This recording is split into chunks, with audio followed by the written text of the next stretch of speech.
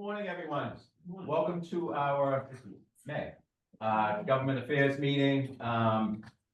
Every spring we try to get a legislative delegation together to talk about what's going on at the State House, and every other year begins a new legislative session, which is what we're into right now. So it's a great opportunity to have them come in and explain to our members some of the legislation that's been filed that impacts our business. So it's also a very busy time for them. So with the budget hearings and all legislative hearings. So we're happy to have Senator Brendan Crighton with us and Representative Sean Reid. Unfortunately, Rep. Cahill, Amini, and Wong could not make it because they have meetings at the State House. So before we get started, and for those who, there's a lot of new faces here, who don't know me, my name is Rick Stabbard. I'm the co-chair of the Government Affairs Committee. We meet on the second Wednesday of every month, and bring in different speakers to talk about things that impact our businesses. We'll have Jim Cowdell from EDIC come in and talk about various projects. People like Aaron Clausman, the city planner, to talk about zoning and things like that. So I'd like to see you all at our meetings on the second Wednesday of every month, because they're always really good. Next month will be our annual region, where we have representatives. We'll have Jim Cowdell, Mayor Nicholson, Tony Barletta, who's the outgoing town manager of Nahant, and the new town manager what is it? Gino Cresta, who's the new town manager in Swampscott, and a lot of our members come from those areas, so it's great to have them too. I'd like to thank Brian Therian and his staff here at the Boys Club. What a wonderful job they've done. The boys. Hey, I grew up in the Girls Club was down the street. The Boys Girls Club, and they've done an awesome job here with their rebuild, and they have more work to go. We appreciate the space, we appreciate the hospitality and the food this morning, and I'd like to turn it over to Brian for a few minutes so he can explain some of the things that are going on here. I appreciate everyone's time. I know this meeting's for something else, but as Brendan would always say, every time you have to talk about the Boys and Girls Club, you don't miss that opportunity. So 3 to 5 minutes, we're all gonna take a little portion of our organization, a lot of fundraising, program development, foundations and individuals' relationships, and we have a board of directors that are we're going to be taking on this capital project. So I'm going to turn it over to Erica to give you a quick snapshot of the fundraising event. Good morning, everyone. My name is Erica Sousa. I'm the Director of Communications and Special Events at the club. I handle all the social media, website, and communication based. I also head up the 2 major fundraising events. Help send it to camp, which is happening June 12th, as well as our annual gala, which happens in October. Does anyone want to win $10,000? Raise your hand. So for our summer event, the grand prize is a chance at winning $10,000. Tickets are $100 a piece. We also have sponsorship opportunities. So if anyone is interested in that, I'm going to leave some business cards in the center, and you can reach out to me, and I'd be more than happy to help you and hope to see you at our event. There. My name is Grace Duran. I'm the Associate Director for the Boys and Girls Club. Good morning, everyone. Thank you for being here at our club. We are a youth serving organization. We've been in here for 135 years.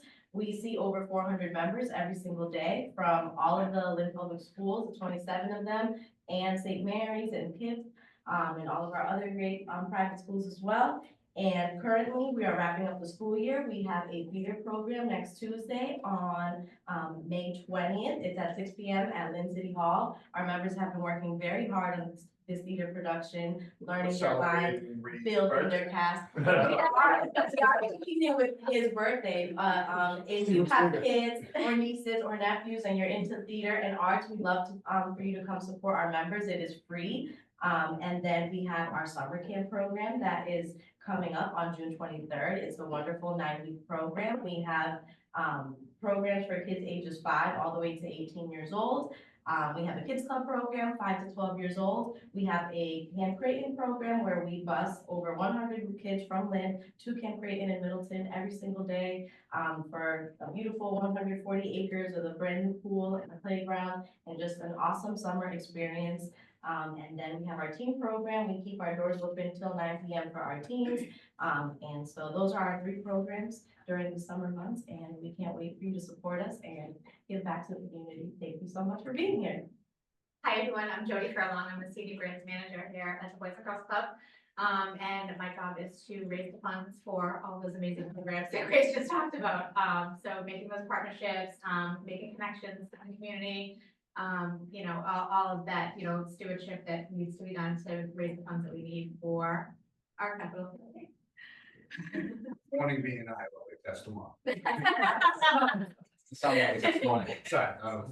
No, but we have an excellent staff, obviously. Erica does a great job. Once again, we're trying to raise $75,000 for financial aid. Brendan Ward is the chair of that committee to raise the money for the kids. So most of you know Brendan, so help out Brendan and his support. $100 gets you the ticket for a chance to win $10,000. More importantly, we're going to raise that $75,000 for the kids who can't afford to go to camp. The cost of doing business and what we can charge our families, there is a gap in funding, and that's why we have these fundraisers. You know, just our families that work hard, they work several jobs, but we cannot charge them $250 a week. It's just not feasible. So we ask the community to help us. Grace, now associate director, she's been here for 3 years now, the 2 years in that position, has done a fantastic job of relaying all that information to the parents. Our enrollment is up to that 450 mark. So when we had that challenge of the back end of the building is extremely outdated, the pool wasn't working, the gym had more leaks than you even know, we have more trash bags when it rains. So the board has made a decision to knock down the back end of the building, renovate so that we can go from 450 kids to 650, and that's why Julie's so stressed out. Besides that, she's a new homeowner.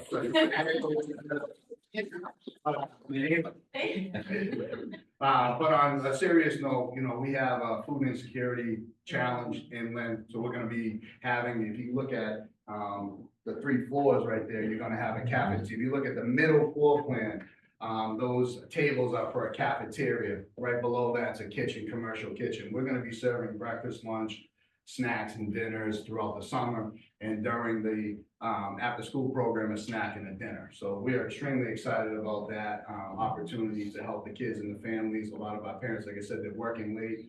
They're jumping in at 6 o'clock to pick up their child. By the time you get home at 6:30, it's not that our parents don't love our children, they love them just as much, but what do, right? Shower, they eat, and then you put them to bed. Now at least they can say that they ate, shower, spend some time, family time together and get ready for the next day. So we're really excited about that opportunity. If you look at the top floor, we're actually gonna put a gymnasium on the 2nd floor. Really excited about that. Our sports leagues have exploded anytime from high school all the way down to 12, to kindergarten. We have packed 60, 70 kids per program. And we're gonna be adding 2 licensed childcare programs. Right now, we serve 130 kids. We are sold out. We have 85 kids on the wait list. So by adding those 2 classrooms, we're gonna be able to get the kids off the wait list and to experience the Boys and Girls Club, which we're really excited about. The bottom floor plan, you'll see a pool and a splash pad. One of the things that we need is to teach our kids how to swim, water safety, and just have some recreation as well. So we believe, from the board to the staff, that we spend the parents and the kids, we all went into a lot of focus group, that by building this, we're gonna give exactly what the kids in Lynn need. A safe place to be, educational piece, recreation, job readiness with a full team wing. The food program is gonna be outstanding, and the construction actually started last week. It's an 18-month construction period, it's a $21 million project. So if anyone would like to help us, see Brendan or see one of these 3, please, it'd be great. Right now, we have raised almost $14 million. We want to get to $13 million by June 1st. So we're a little ahead of the scale. A lot of community leaders, like the senator, has really helped us position with some fundraising. And if everyone can do a little bit of help, that would be great, because this is for Lynn. It's very important. And I had no idea birthday party and I'm donating. Anyway, long story short, it's community leaders like yourself, right, that can make a difference. All you gotta do is talk to one another, take a tour, see what we're trying to do here, and then we gotta raise another $8 million in the next 7 months. So that's pretty easy to do with everyone's help. So, but I really appreciate your time. Rick, thank you so much for allowing us to spend some time with everyone and share the Boys and Girls Club mission and what we do here. So appreciate it. Hey, great, thank you, Brian. Thank you. And if folks wanna take a walk around after we're done, We're ready, yeah. That'd be great. Give me 5 minutes. We'll tell you, can't go to the back end of the building, so it'll be a real quick tour of the 3 floors. But give you some more information. We do have some capital flyers that we're gonna hand out on the way out, some brochures of how you get help.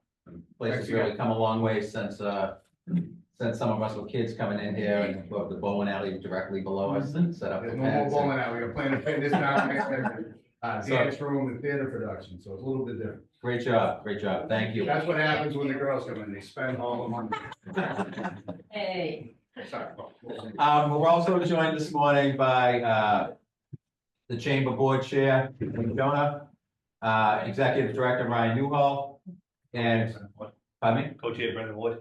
Co-chair Brendan Wood, who's also Boys Club Chair, Boys and Girls Club Chair, as well as the all of the above coordinator, Christy Nails, who does everything. Basically. So once again, welcome everyone. It's great to see so many folks here. I'd like to introduce Representative Sean Reid in his first term as state rep, and Senator Brendan Crighton, who everyone knows.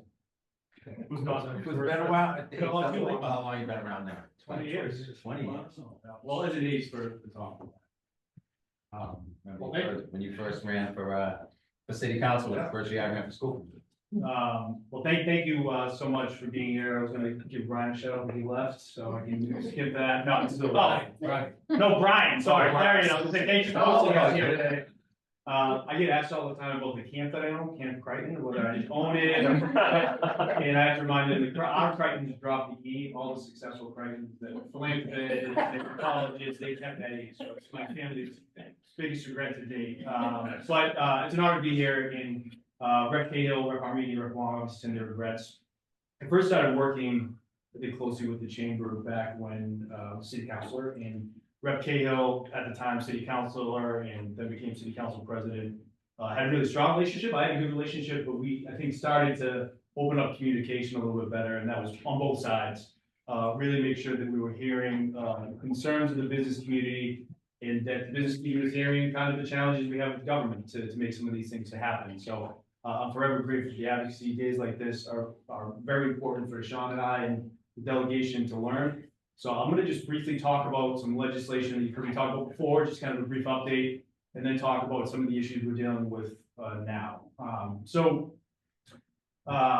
of the biggest, the Senate Chair of Transportation, I know everyone in this room cares deeply about transportation, an issue that the delegation's worked on, far before I was there, but the electrification of our commuter rail line. Obviously, the goal for the city of Lynn for the last over 100 years really was to get the blue line extended from Wonderland to Lynn.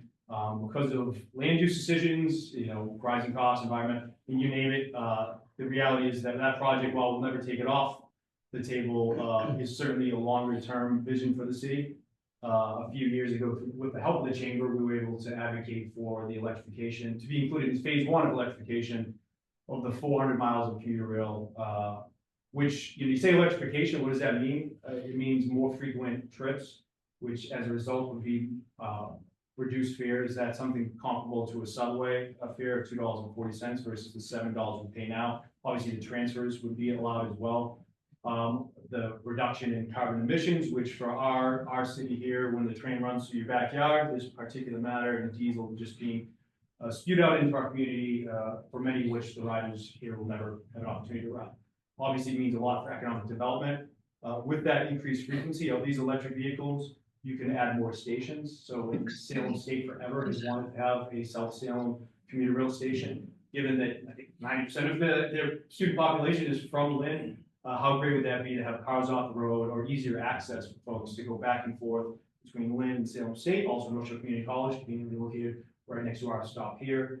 The mayor and Jim Cowdell of EDIC and the city's team has been working hard on an additional stop in Lynn and reimagining the waterfront and the gear plant area. And with that frequency, you can stop without really creating longer trips for all the commuters that are north. Going further south to Wonderland, if you hop on the commuter rail and you look to your left as you're going through Revere, it's so close to Wonderland. It would be very easy to create a stop there and an easy connection point. So then you have access to all of those blue line stops as well. And then going further down, it's not a single stop in Everett, yet it goes, you can reach out and touch the casino. I'm not trying to encourage more people to go gamble, but when you have a workforce here on the North Shore that could access and vice versa, it would be tremendous, and we're working on that stuff as well. So the update I have is more, it's I don't want to say it's not tangible. We're making a lot of progress. It's not big shiny objects that are being delivered to our doorstep right now. So the Fairmont line, which was part of phase one and had been working on this much longer than us, they have now entered into a pilot program through Keolis in the state to try out battery electric vehicles, which is kind of a hybrid, and testing it out between, I'm not gonna explain the technology, because I don't understand, but it's electric, fully electric, and we're confident that when these are up and running in Fairmont, that kind of vision of electrifying all 400 lines becomes far more real. It's not just a concept, but that we can actually, move forward. During that time, it's scheduled to start in 2028 to be completed. We are Phil Lang, the new GM, who I have to say has done a tremendous job, is working hard to look for other opportunities to procure similar type of vehicles that we could try on our line. Our line is next. There is a Providence line, but that's already set up with the infrastructure for electric. So it's a huge deal for Lynn. I understand we've been patient for over 100 years, and it seems like it's never going to get here. But we're finally making traction, and Governor Haley campaigned on this. She's committed to it, and their funds are there as well. One other part, I'm sorry, Sean. Taking a fury. I'll highlight one other thing briefly on the budget, and then throw it over to Sean to clean up any mess that I made. So just the other day, Sean and I testified on a school construction bill that we've been filing to reform how the MSBA, they fund our schools in the state, or help communities fund schools in the state. We've had this around for a while. I think everyone in this room knows the situation that Lynn's facing with over 13 schools, over 100 years old, many others in states of disrepair. Our attempts to build new schools because of financial challenges, political challenges have come up short. Though we're very proud of Marshall Middle School, certainly New Pickering, but we can't do one school every 10 years. So we've worked really hard on these reforms, hoping the MSBA could do this on their own regulatory. If not, we could compel them and also put more funding, recognizing that Lynn is in a very unique situation with greatly rising school population, school enrollment, and with buildings that are deteriorating before our eyes, and nowhere near a 21st century environment, whether you consider the technology, accessibility, or just the overall air quality and safety. So that's going to be a long haul, because if we're making the case for Lynn, that means unless we decide to the pot, other communities are gonna object to it. We're trying to build a coalition. Mayor Nicholson's been awesome on this, dealing with other mayors in similar cities like Worcester, New Bedford, Brockton. But it's going to be a long fight. I'd love to earn the chamber's support. We have the support of a ton of folks in labor. Obviously, it ties directly into economic development. We have an educated workforce coming out. Such a great opportunity here with so many young people in our school system. But all the operating dollars that we put towards our teachers is not. They can't do their job as well as they want to if they're in buildings like that. Last point I just want to make. I've been up, as I said earlier, 20 years. I've never experienced a political environment of uncertainty that we face right now in those 20. I guess point to COVID, those different causes there, maybe the 2008 recession. This is the period where we're asked questions from constituents, from nonprofits, from the business community, from everyone, looking for answers, and we don't have great answers because of the uncertainty and not knowing what's going to happen down in DC. A lot of that's policy stuff, but I'll put that aside. Right now, we're in the middle of our budget season, and the budget that the House passed recently and that we're going to be taking up next week, we don't know if that budget is even going to hold up in 6 months. Last night, I guess through the night, I've been able to read all the articles. The debate around cuts to Medicaid at the federal level could absolutely, I don't want to say hamstring, it would decimate our ability to provide resources here. It would be, I think, $7 billion. So $7 billion we would lose from Medicaid. 40% of our state budget is mass health, and that's providing insurance to millions of people across the country. If we take, we don't have $7 billion to just fill that gap. We do have a rainy day stabilization fund, the highest it's ever been at 8.2 billion. But if we shift it away from that, it's supposed to be meant for a rainy day, not for self-induced, pain that we're experiencing here. So there's a ton of uncertainty, but I think we're going to focus in Massachusetts on what we can impact. With this budget and the fair share supplemental budget, which was money left over, because the one thing we have going for us in Massachusetts right now, while revenues have been, level or below expectations for a while, for the most part, the fair share of the millionaire's tax, whatever you want to call it, has come in far higher than we ever anticipated. So we've actually had 1.2 billion that we spent on one-time capital projects. That's going to help the MBTA continuing to operate without cutting service or increasing fares. It's going to help our RTAs. It's going to put a ton of money into school and school construction. I think it's 50 million there for additional school projects. So we're able to make investments in transportation education, but at the same time, there is this great level of uncertainty that, the governor may have to come back and cut a lot of this funding that we're putting towards things we all care about in this room. I'm going to finally land the plane now, Sean, and turn it over to you, and then the questions are our favorite parts. We'd love to hear from you. Fabulous job, Senator. I also wish Brian was here because I was going to tell him to never let his mother brought it up 4 times. 30 years old. I couldn't bring it. Raise money. Raise money. Is it going to be balloons? Balloon art? Well, thank you all for this opportunity. Obviously in my first term, but a lot of friends in the room that we worked on different initiatives and worked in the senator's office for a number of years, and you've all been very helpful, especially when we needed you most, and we called you last minute for testimony and different things like that, but it usually all worked out pretty well. For those of you who don't know, I replaced Representative Peter Capano, who retired, so you might have remembered him at these meetings. But we sort of, I think I'm getting really the typical freshman experience, like the senator said. There's a lot going on right now, but we remain committed to focusing and investing on within. I think he did a great job talking about the policy stuff. I just want to say that one of the things, when I was grappling whether to run or not, one of the things that put me over the edge of why I wanted to run that impacts a lot of us is the area right there on the Linway, where a lot of our businesses are impacted, or a lot of things that attract people to our city. There's so much going on there, and it excites us. The South Harbor project that a lot of you know, that was a sort of a record-breaking investment here in Lynn.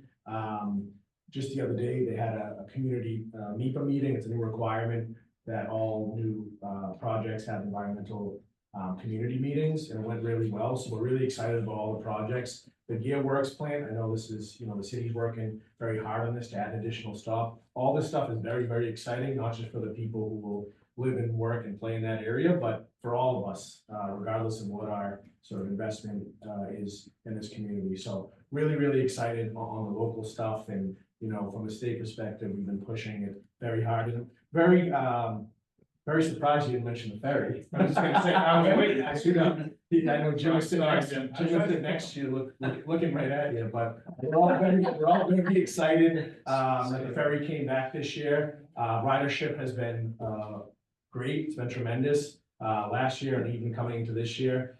Jim has been a huge advocate for that for many, many years, and it's not technically on a permanent basis yet, but we continue to push for more robust service because it really has been transformational, again, not just for Lynn, but the surrounding area. There are people we hear from that are reverse commuting from Saugus and other places because the ride is so much better, even if it's more time than sitting in traffic and soul crushing traffic. So it's been really, really successful. And we're just really excited about that area and this whole area for all of us. And I know it's where a lot of our businesses are centered. Just one other thing I want to mention, again, I think you did talk about a lot of the policy stuff, but one of the things that I've been hearing more and more about. I met with the Mass Business Roundtable just the other day. Of course, we know the things that business is struggling with. It's people, and it's the high cost of everything right now, and just general competitiveness. One thing that has happened more and more, not just only in sort of my political life, my personal life, is childcare. Like we're sitting right here today. It's not just about, you know, low income, providing childcare for low income, you know, folks. It's become more of a math problem for families. So, you know, and we're talking about middle or even higher income earners. If there's a, you know, a husband and a wife or some type of, you know, two spouses,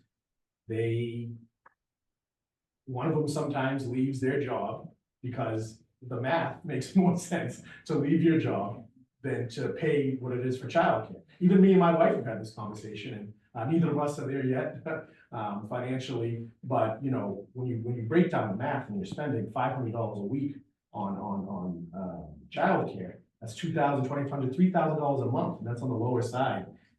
What are you really taking in? I mean, not too many people are making much more money than that. So that's something that the houses and the senators continue to focus on, not just from a, you know, the right thing to do perspective, but from an economic perspective. It's really taking, not just, it's taking skilled workforce, not just, you know, minimum wage jobs or lower income jobs. It's really important for, you know, across all sectors. So I'm not gonna ramble like Senator did, but I'm happy to answer any questions. Can I ramble two more things real quick? So he's actually right in the ferry. I will say I apologize on behalf of all of the ferry champions for the right whales that have come and invaded our water. So that has caused significant delays on it. So basically, we fought for years and years and years against this notion that the water was too rough, the seas were too rough this early. We got earlier service, and then the right whales came and disrupted it. I'm assured by the GM that they are not going to hold our ridership numbers against us. Jim just mentioned to me the weekend service is starting this weekend, Saturday, and that the whale restrictions are being lifted. It's supposed to be optimal. Okay, so we'll be back to normal, but it's been a tremendous partnership with Jim for 20 years when Tom was there. And 2006. moving forward, and to Sean's point, the state is finally all in. The big administration was opposed to this. We flat out opposed.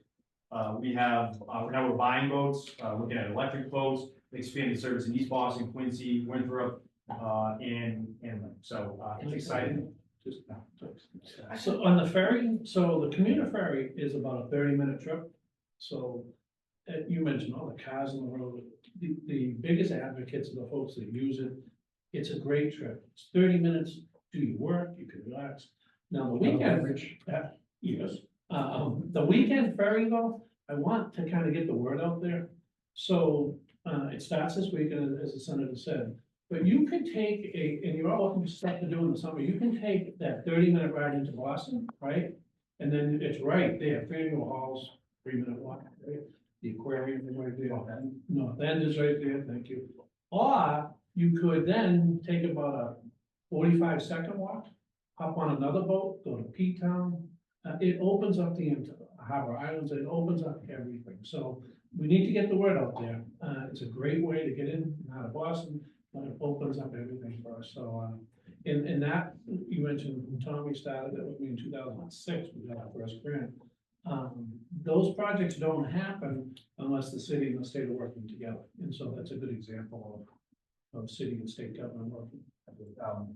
I was remiss to say that we went really heavy in both tech in our budget, our fair share budget.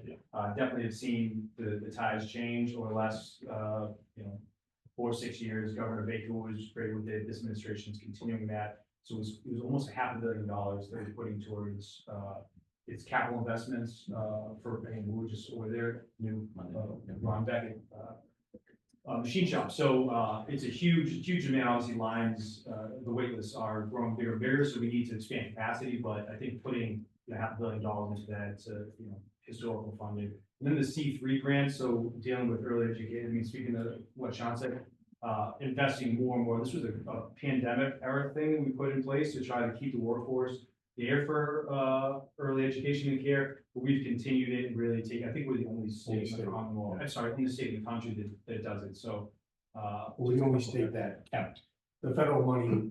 So we lost the federal money, we kept it going. Right, no, the state has kept that the same. All right, now I'll show. Okay.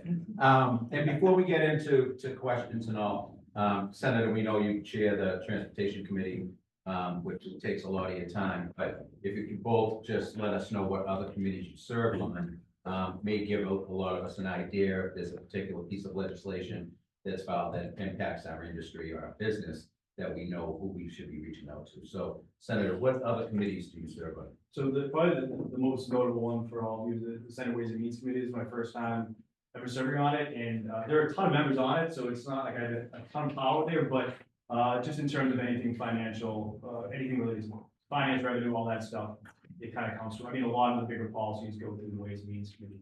So it's giving me kind of an inside look. So if there are anything that, gets out of its regular committee, typically it goes to the Senate Ways and Means Committee. Which is good. Yeah, I'm also, there's a Senate only, or just a Senate committee on juvenile justice that I'm chairing, despite not being a lawyer. I spent very little time in court or in the correctional system. I've been working with the Senate president on the raise the age legislation to change how we, deal with younger folks that are involved in the criminal justice system. A couple other committees, but those are the most significant. I am on the hot committee right now, TUE, which is telecommunications utilities. Basically anything to do with National Grid or anything like that. So I have a hearing today. Actually, it's a very, very busy committee, considering, sort of things we're hearing about bills and filling with all the different electricity and gas issues, and also additionally, all our investments we're trying to make in clean energy and different infrastructure issues. I'm also on mental health, substance use and recovery. And the third one is public health, which I've had more people reach out to me from the business community about public health or through their representatives than I think any other committee that I'm on. So there's just a lot of, issues and on both sides of it, sort of trying to lax regulations, trying to strengthen regulations, depending on what your business is. So all these really touch the business community, and it's kind of fun.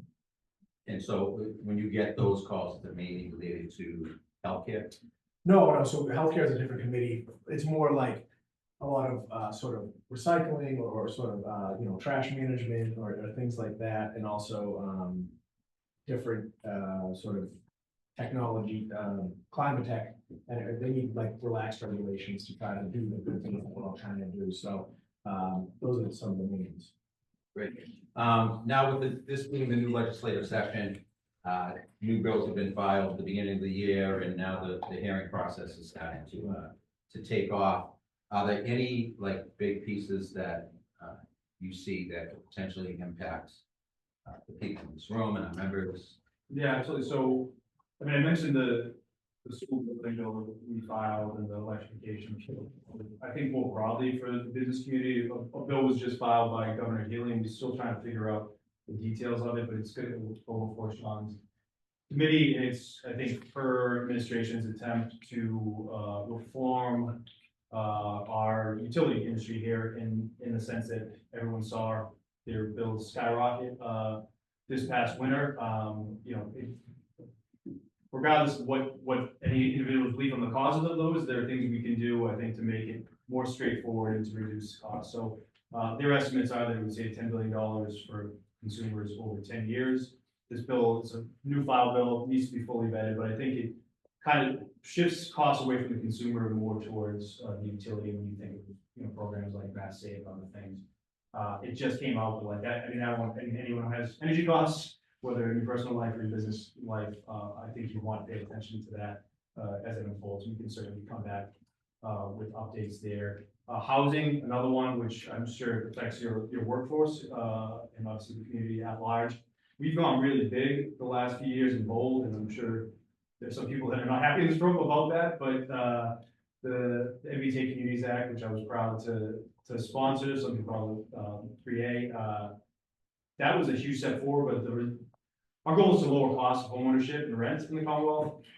We need to do that by building, but building takes long. So we're kind of dealing with the pain now for some folks and not feeling the reward on the other side. But I feel like with housing, we're at a 50-year crisis. We need to be bold on this. So there are a handful of other bills that will kind of build off the progress we made. Obviously, it's investment and throwing money towards creating new homes and making sure that folks can stay in their home. But I think there's some other things we can do. And actually, I'll point back to the chamber on the zone.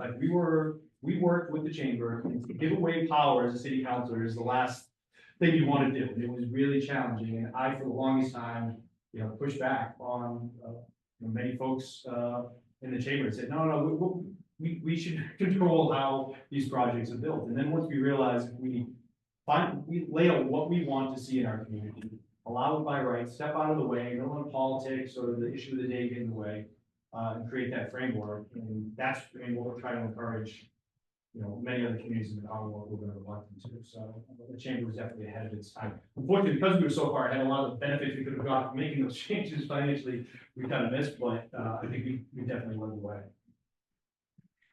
Yeah, I think, the energy affordability bill will be the biggest one that you'll hear about from the news and in the paper in the next, few months. It's come before the committee that I sit on. The governor released sort of her idea of it. Now I think the House will have their ideas, the Senate will have their ideas, but, you know, I think the gist of it is, obviously some of the junk fees and all the other stuff, but the bigger picture is how do we make these fees more predictable? How do we make them more stable? Other states don't see these sort of large swings that we see. And it makes it incredibly difficult for households or, you know, commercial spaces to budget for these, sort of big swings in electricity. So that's something that you'll certainly be hearing about, a lot, I think, the next few months. I think we're also an environmental bond bill.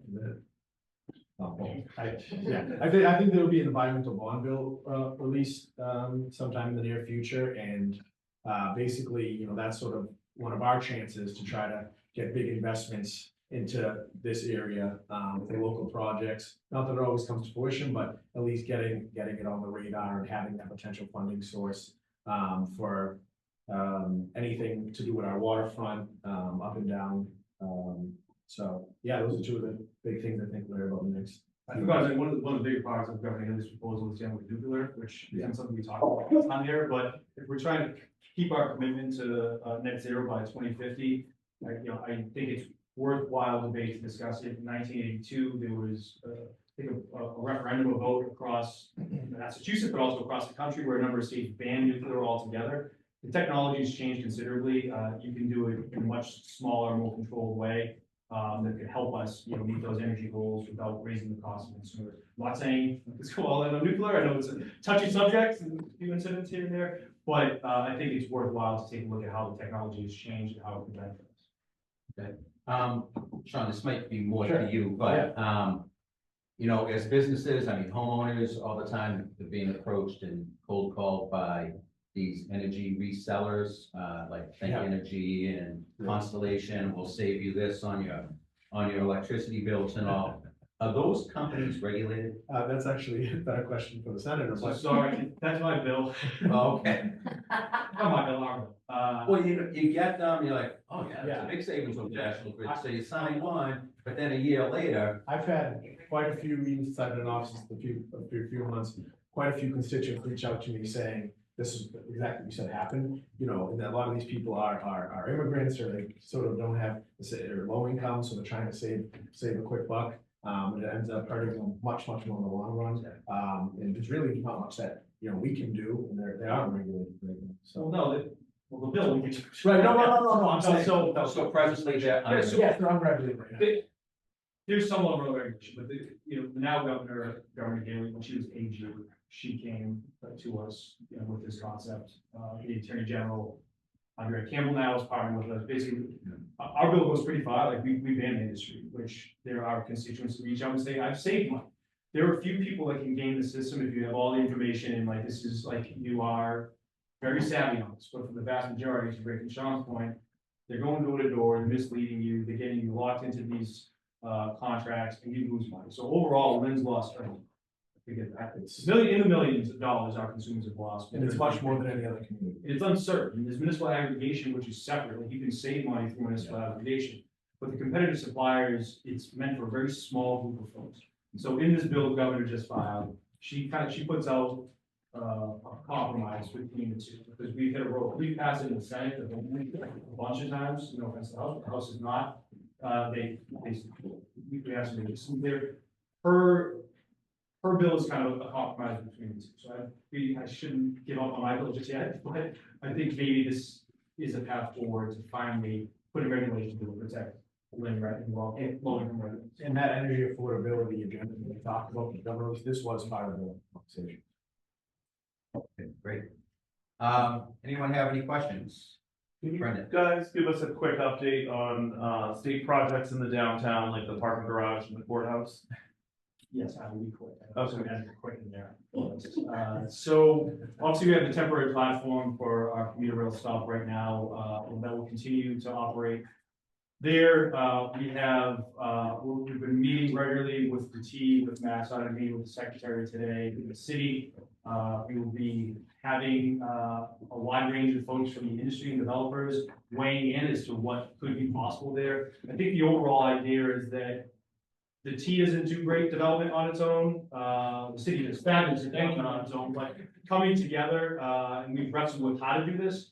But this is a once in a generation opportunity where you have a garage, a station, that, you know, we have commitments on funding the early parts of it, in the heart of the downtown, you know, not far from the beach, not far from the ferry, I mean, it's so well positioned that we really should make best use of that land in some type of mixed use development that combines parking that would accommodate future electrification.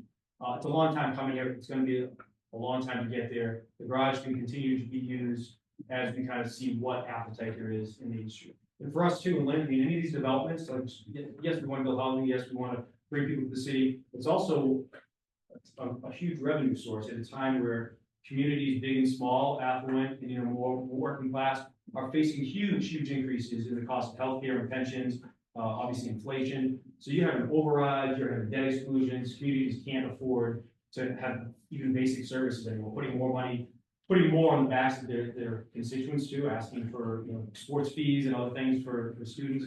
And this would be a huge, we don't even have an estimate of the money now, but it would be one of the bigger projects I would think today. Is there I'm sorry, Sean, is there a portal or a website for utility infrastructure projects? My understanding is Boston Street from Sacred Heart to Robinson Street, they're gonna be replacing some high pressure gas lines. So is there a way that I can determine when they're gonna start tearing up the street and when it's gonna be disruptive? Yeah, I don't know exactly, I can get back to you on the specifics, but yeah, typically there is a way to check in the exact status of the portal, sort of the timelines of all the documents attached to it, but we can connect and. And a lot of that runs through the utilities committee and the city council. Right. But either so when a project's gonna take place in a certain ward, they come before the council and. Yeah. The council is, you know. Don't forget about the courthouse. Yeah. The courthouse. The courthouse, it was a two-part question. Yes. Oh. There was a garage and a Courthouse courthouse. paying bills. KO would have a much better updated answer on that, but There are strong talks of renovations. and they're looking, we got the money, they're putting trying, it's just gonna take longer. they're looking for swing space and whatnot, and yeah, we'll continue to push them on it. The news is the money's there. Yeah. It's- Let's even not feel bad. Questions? I had, a quick question, Sure. sorry, and it's more for you, Brendan, our transportation champion. I came across an amendment for the budget, which I think we're all done with now, about micro transportation, or micro transit, things, and that I keep coming across with our food insecurity work with, our work with children around town, just that micro, like, how do we get someone from Kingsland to the Boys and Girls Club without, like, if they can't meet the bus or whatever it is, you know, I was excited to see that there was some kind of committee that was being opened up to figure out how to bridge that gap. Is that something you think will be pushed forward in any way in our city, or like this, you know, has the skipper, you know, any needs to kind of get that reduced fare to do that kind of transportation? Any thoughts or? Yeah, absolutely, so, I think during COVID, not during COVID, the opera fund during COVID gave communities, an opportunity to try some new things in, micro transit was one that, you know, many across the Commonwealth or the country took up. So Salem put a lot of their opera funds, I'm sure there were city funds too, towards running the skipper program. It's, you know, kind of a public Uber source, or Lyft, where it helps you get that last mile, or even if you're, you know, doing shorter trips within your community, at an affordable rate. That funding is drying up for Salem, unfortunately. So like, you're replacing that at a time with cities and towns really shouldn't be funding their transportation. That is the role of the federal government to start, which we're not expecting any help there, and then at the state level. using the fair share millionaires tax money, we put aside $10 million. And this is still being, the House is energy and it's negotiated. So not hard numbers on it, but put a serious commitment to writing grants. You're gonna see a lot of folks in Western Massachusetts, though, making far stronger cases for that funding, because you go out there, they have nothing. Like, they don't, it's not even, I'm complaining about, MBTA frequency, I want it down to 10 minutes. They don't have, anything, so it's not even capped. So some of their RTAs, are looking at, these options. I would think that every community should take a look at it. We're on a micro mobility commission right now. It's more dealing with different types of vehicles that can be used to help here rather than the transit piece. But yes, there's money, there's an appetite, and it has to be about solutions. Because if you can't provide that last mile, then people won't use the system, right? Like, they're not going to use the MBTA unless it's an easy, quick, and efficient thing. And if you get somewhere and you have to walk 2 miles, and it's just not gonna happen. So to that point, my daughter lives up in Amesbury, so I'm up there quite a bit, and I see buses. I don't know if it's a Merrimack Valley thing, but there are buses that go through those areas that are free buses.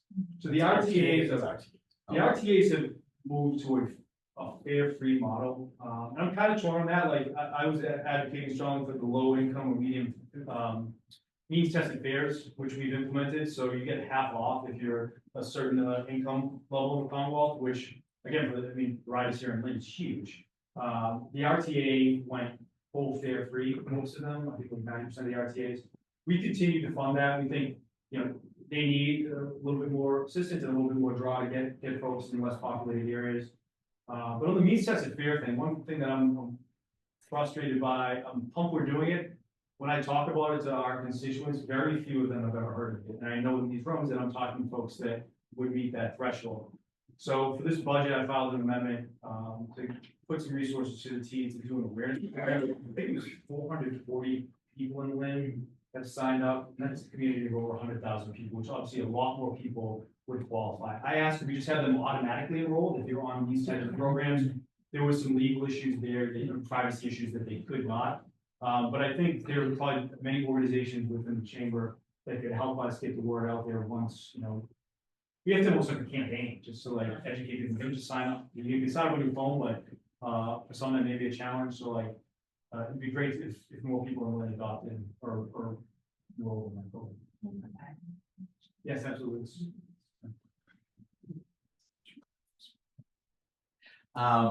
Any questions? AJ? Sean, you brought up childcare, and both of us have young families. I was wondering if there's any discussion about maternity leave for public school teachers, and if you guys have any participation. I cannot serve a negotiation. I'm still in the school committee for those of you who don't know. So I mean, there's two ways to look at this. There is the state perspective, where basically mandate cities or towns to have some type of maternity leave, which there are bills filed.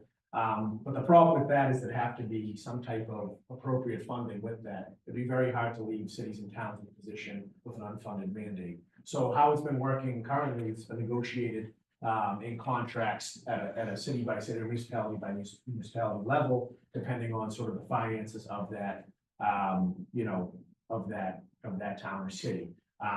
We're currently going through negotiations right now, as in the teachers and the negotiating committee. I've heard rumors, I'm not entirely sure that there is interest from the Lynn Teachers Union side of that. And I think Salem had adopted it recently, some of the other cities and towns. So it's one of the hot topics, especially in a time where, teacher raises are a little bit tougher. This might be a way to have some more financial flexibility to allow for that when, obviously, both our wives are teachers. My wife was on maternity leave. There's no maternity leave. She had to basically work for 5 years to save up for the time so she can take the sick days to work it. So she didn't have to work for 2 to 3 months. So yeah, I think, I don't know from the state what exactly role we can play there, but I think for now, at least, it's gonna have to be municipal to municipal, and allow those, the unions and the municipalities to make those calls, so. Sean's thrilled to be wearing 2 hats. Jim, did you have something? Just a quick one, Director Reid mentioned the NEPA process. And so the South Harbor project is almost a $500 million project. And so the city, the mayor, the city council unanimously approved this project. It's a game changer. Anytime you do waterfront development, you have to get state permitting. So we're at that stage now. So I just wanted to thank the chamber. Eileen, you participated and you spoke in favor of the project. I think Susan did as well, right? Yeah. Please tell, tell her. I will. It's important for the state folks, even though the city unanimously supported the project, that the state folks hears from the community, and so the chamber is our partner, and we very much appreciate it. Yeah, I mean, I would encourage everybody in this room, because there was, how many people on the call? Maybe 30, 40. And it was very informative, and they have images of, you know, what the project is gonna look like. There's an affordable component for residents that the developer voluntarily committed to. I mean, I think it's such a win. And I mean, thanks to all of you for the years and years of work, but I just don't think, you know, people show up to these meetings and then they say, how come we didn't know about it? So I think just everybody in this room, because somebody asked, how do we promote it? I don't know how much more you can. I mean, they're out there on public forums and we do Facebook posts or whatever. But I think just grassroots, people talking to people and saying, hey, you know, there's an informative meeting, it's Zoom, easy enough, even if you just chime in for 15 minutes to educate yourself, I think that's huge, so. In that particular piece of the process, the community involvement that I mentioned a little bit earlier, I believe that's a new requirement for these projects, that those public meetings, when the whole point is to try to address exactly what you said, so the community can't say, oh, we never had a chance to, so it's another additional layer that the state put in to try to encourage this, and it's very, very. Yeah, and the level of environmental consciousness and commitment that they put into it is super encouraging. I mean, they really, to me, just from my, you know, layman's perspective, they really have put so much thought into it, into the community, the business community, housing, and the waterfront. It's amazing. And it's tough to motivate people to weigh in until the shovel's in the dirt, then it's all complaints, but I mean, you know, you guys know from the waterfront plan and, you know, every other plan that with the meetings down at the museum to see how many people, and Tia, you're always there, that engage. Until, you know, like I said, after the fact, and it's like, what the hell? Right. We did the master waterfront plan, because when you look at the Lynn, right, you see mistake after mistake as far as no one here from Walmart, but Walmart, it's the only one in the country where if you stood on the roof, you look at the Atlantic Ocean. I mean, it's not saying that we don't need a Walmart, but on the Atlantic Ocean, you know. Walmart on the water. Walmart. They should put a function facility on it. You know, then you have fast food, it's used car dealerships, et cetera. So we didn't really have a plan. And so when we first had that meeting in Beacon Mile, we used to see, was at any one of these meetings, we held 19 public meetings before we adopted that plan. And I've been to a lot of meetings. It was like people were excited and there was no negativity, like, you know what you're doing. It was like a blank slate and let's create a vision, you know? So Susan, I just gave you a compliment. Sorry. Thank you. I thank you for participating in that Zoom call the other night. Yes. And we- Jim, that project is phenomenal, you know. Is there gonna be, it looks like National Grid is kind of in the way to make it a complete walk from the boardwalk all the way there. Is there a plan to get around National Grid? It is. We have some immovable objects. So our vision is to have a boardwalk, similar to Winshore Drive, right? That will start at the GE Bridge and go all the way down to Winshore Drive. So that's always been our dream. I'll answer your question in 1 second. At Heritage State Park, at the other end, right, so there's a boardwalk there. There's a boardwalk behind the Beacon Chevrolet site, the North Harbor site development, so there's a boardwalk there now. At the EDIC commuter ferry, we just did a boardwalk, like completed it 2 weeks ago. The Clock Tower building, which is next door, this summer, they'll be doing the boardwalk. So you're starting to see that vision, right? And so by the end of this summer, you'll be able to walk from Heritage State Park to the ferry. And so that's progress, right? So back down your end, we work very closely with the planning department. And the vision is to have a boardwalk. When you get down to the grid property that you're talking about, we cannot go right along the water, but we do have a route. And so it'll be a continuous route, and that's going to happen. Should say too, at Lynn Heritage State Park, DCR is finally after a decade of advocating, funded a project, so that, you know, the boardwalk, that's, you know, the marina, it's like a fun house, if you go up there, like, really, 88% of kids has been shut down. They, well, I guess they haven't shut down. They're gonna start that project, which will continue into the park, which is also just like, it's all kind of sunk in. It's really a gem on the waterfront, and now it connects to the rest of the waterfront. But finally, that's gonna happen. I'm sure it's gonna cause some disruptions.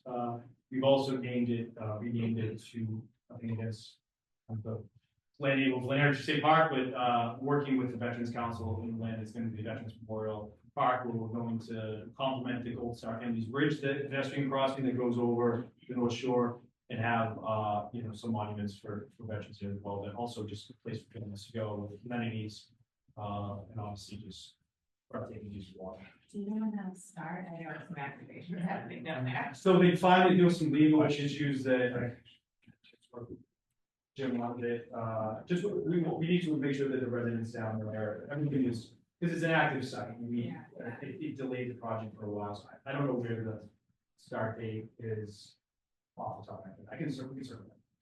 And then also the connectivity to the Lynn Harbor Park, which, is opening in 2 weeks, 4 weeks, 3 weeks, which, you know, has been a long time vision of that to maybe these days for the city. And also, correct me if I'm wrong, Jim, but the requirements that we have for public access on the waterfront, so if we want to have developments, restaurants, businesses there, a certain portion of that was in chapter, 91.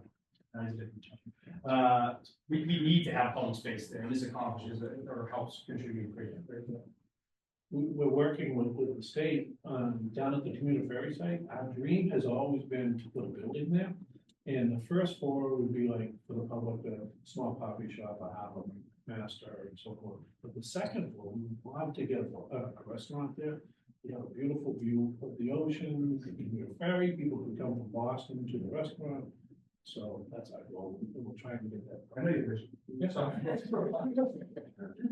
So, a couple of weeks ago, I got an email that I haven't really had time to really research from, Glenn Morris, my co-chair, of this committee, regarding manufacturing grants.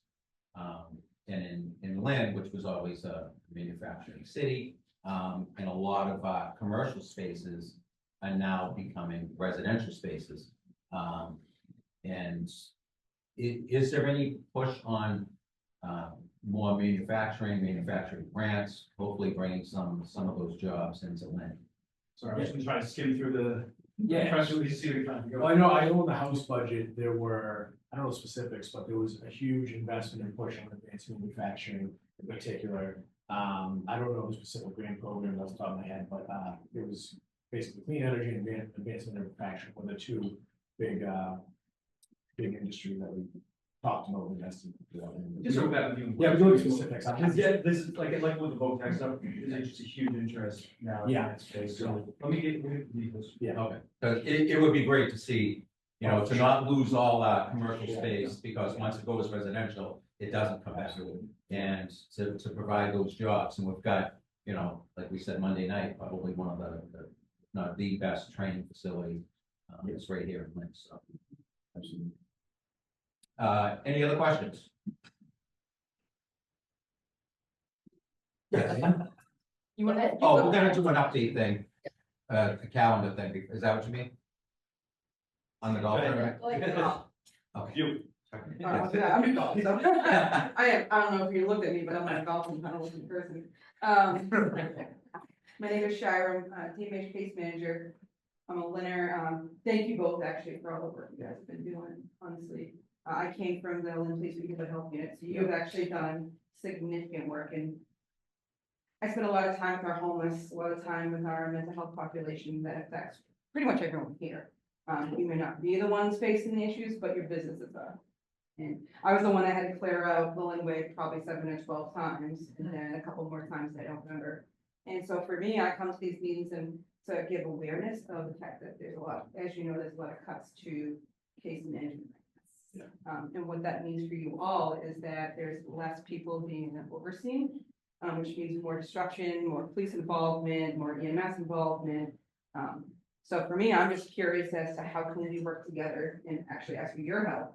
And Coast Guard's doing a couple different amendments that we have coming down the pipe to try and fight for those services, to continue doing the work in this community that we do to help support all these positive movements, because we can't do a little bit of both.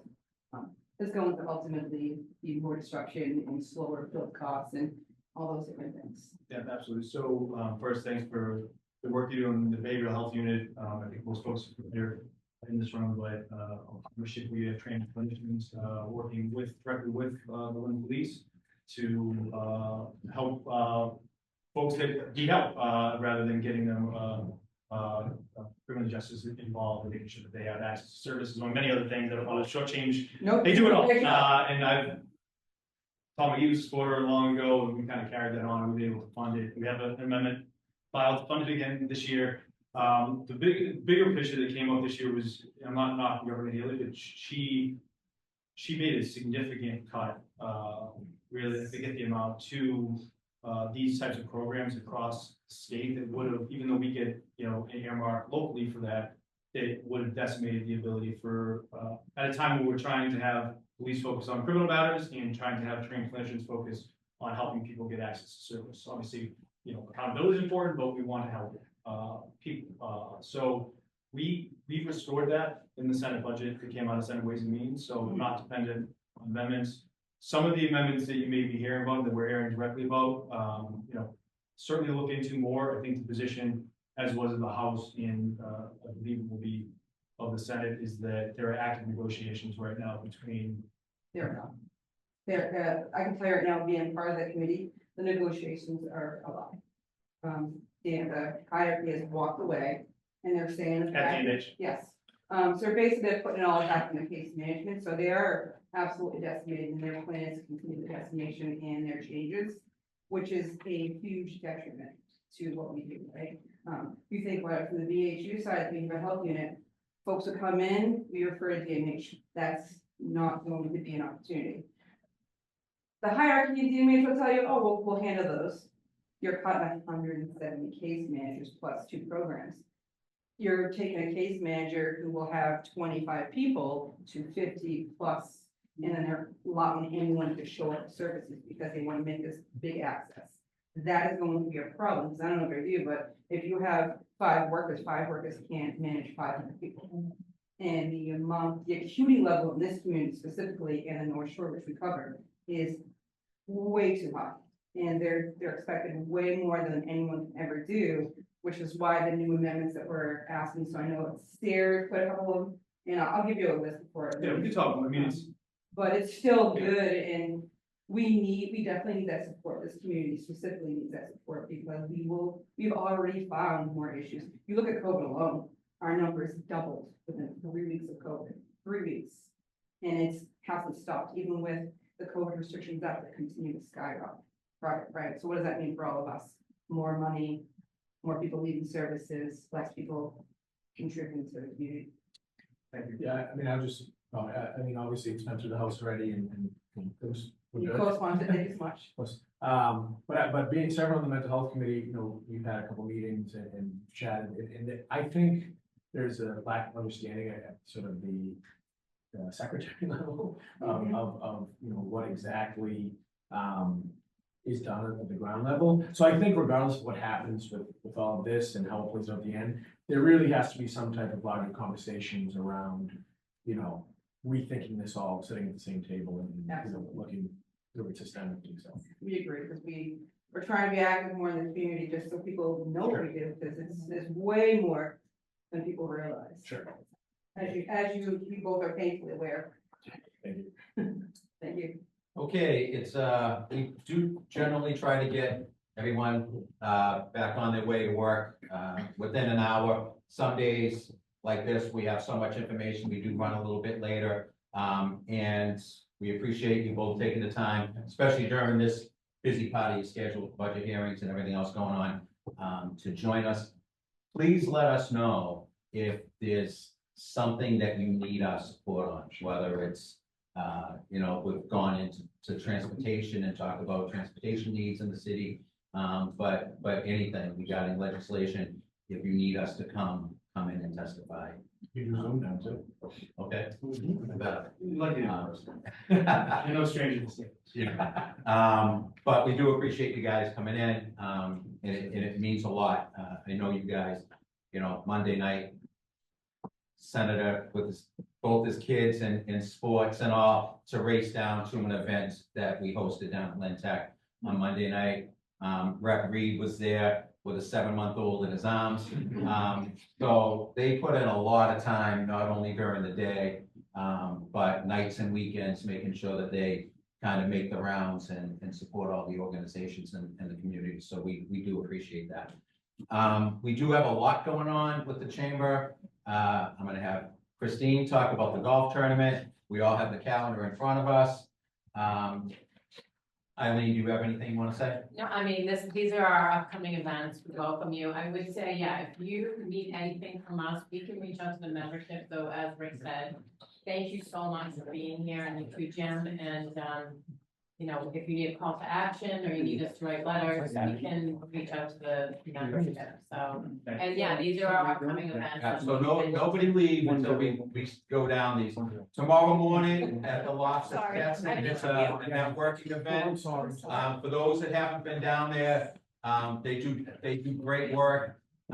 It's run by Women in Recovery. If you want to make donations down there, but please be there tomorrow. Thank you. The lunch and learn with Attorney Bluford, talking about business structure. The Polka Pub Crawl, that's gonna take place on June 3rd, which will be an awesome night. And there's a new restaurant down, if you haven't tried it, called La Copa. It's in the Flatiron Building that was Pie and Pint.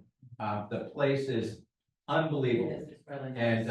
And we really need to do all we can do to help these businesses succeed down there. They've made a huge investment. The food is awesome, the drinks are awesome, and it's where we're gonna end the night down there, but. It's open for lunch, isn't it? So please go down there and give it a shot. We need to keep these businesses going.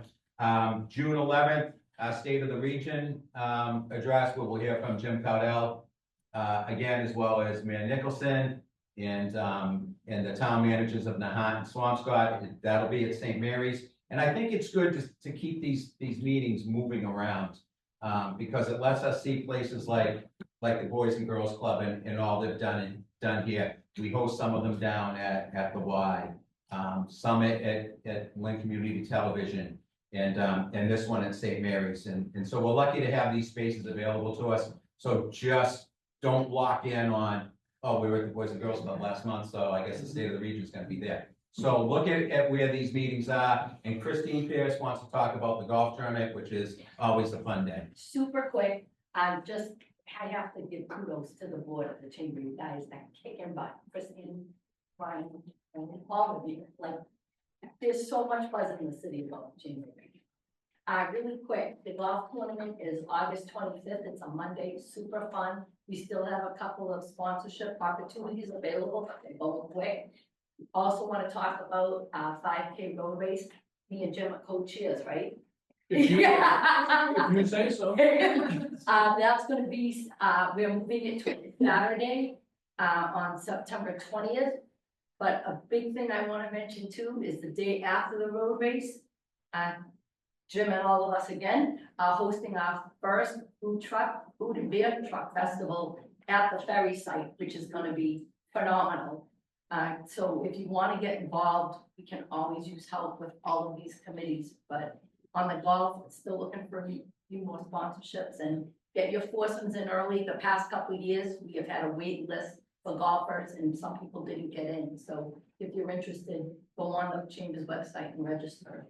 And you can register for the 5K. It's a Shoe City series. We have 4 races. We're the second one. First one was a Hibernian, then us. We're third. The second one is going to be May 31st.